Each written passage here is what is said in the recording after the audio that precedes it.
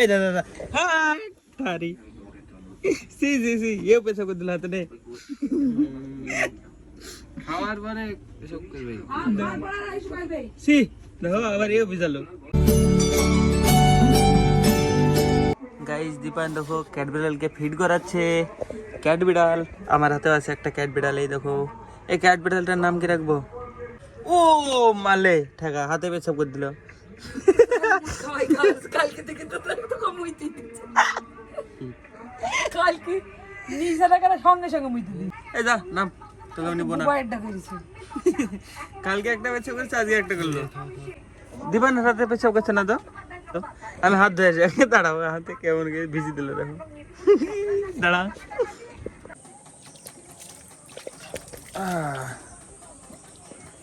দীপানের থেকে বেশি আমাকে পছন্দ মনে হয় সেজন্য আমার হাতে পেছাব করছে দীপান এখনো ফিড করাচ্ছে এটা খাইনি এইটা ওইটা এ ধরে যেভাবে করে খাওয়া থাকে কেউ যদি কোনোদিন ক্যাট বিড়াল পাও তো দেখো শিখে রাখো নিয়ে আসতে আমাকে তো একজন বলছে কাঠ বিড়াল বিক্রি করবি তো বলছে আমি বলছি আমার কোনো অধিকার নাই কাঠ বিড়ালের উপরে দীপানের কাঠ বিড়ালি এটা ভাই কি করে জানতে পারলি এবার যদি পেশাব করতে হয় তাহলে তো ভাই ম্যাও ম্যাও ম্যাও ম্যাও করছে না গাইস ম্যাও কর না হলে কিন্তু মারবো ডাল পেয়েছে এটাকে ডালের মতো ধরে আসছে জাম্প ম্যাও জাম্প গাইস সাজেস্ট করো আমাদেরকে নাম দেয়া এটা সব থেকে ছোট এটার নাম কি দেবো ছোট কাঠবিড়াল মাঝারি কাঠবিড়াল একটা বড় কাঠবিড়াল এই দাদা দাদা হাই তারি সি সি সি ये पैसा को दिलाते ने খাওয়ার পরে এসব করবে সি দেখো আবার এও বিজালো এ নাম নাম না ভয় করছে মনে হয় উঁচুতে হাইটে এর হাইট বয় করতে পারে এখন ছোট না আবার যেতে হবে এক্ষুনি কল থেকে আসলাম আবার ভিজল ওই দেখো আবার যেতে হবে ব্যাস নিচে ফেলে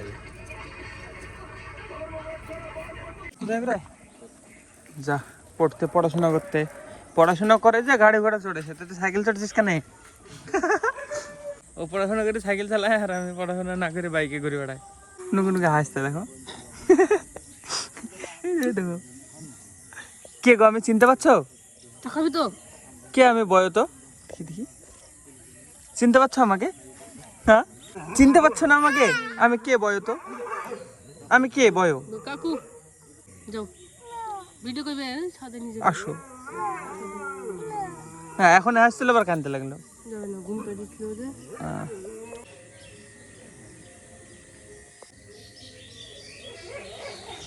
ডোগেশ কাম হিয়ার ডোগেশ আমাদের বাড়িতে একটা কুকুর ছিল এরকম সেম টু সেম ওর নাম ছিল ডগি আমি নিয়ে এসেছিলাম বাজারে থেকে কিন্তু এই কুকুরটা আলাদা কিন্তু একই কালার সেম টু সেম তার আগে ছিল বচ্চন এরকম কালারের আমার বাড়িতে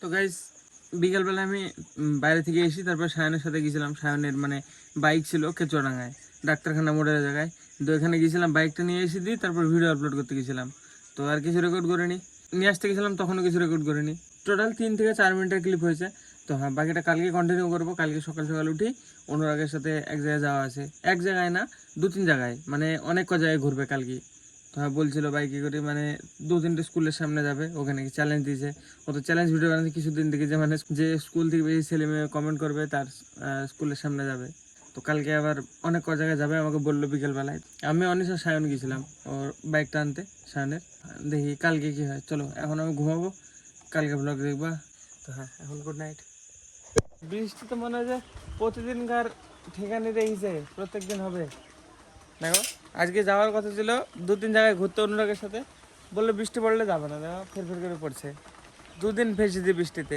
আবার কি যায় বৃষ্টি পড়ে দেখো কিন্তু এই সাইডটা মেঘ নাই এই সাইডে দেখো খালি এই সাইডে মেঘ পুরো হালকা নেহরের মতো পড়ছে জোরে আসবে যদি যাবে না হয়তো আমি ফোন করেছিলাম বললো বৃষ্টি না পড়লে যাবো দেখা যাক কি হয় মায়ের রান্না বাড়া হয়ে গেছে কি রান্না করলা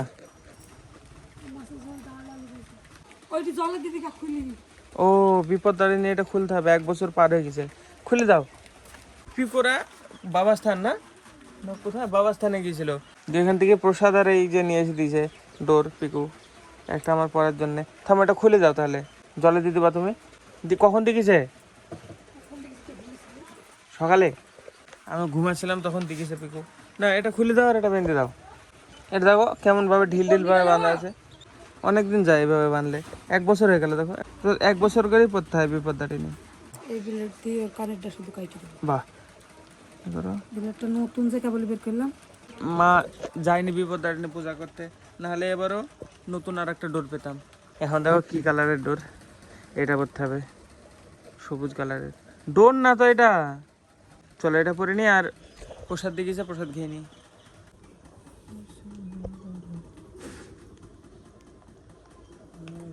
এবার কাটটা গাইজ অনেকটা টাইট হয়ে গেল, মানে একটু বেশি টাইট টাইট লাগছে। দেখো আগে একটা কত সুন্দর ঢিল ঢিল ছিল।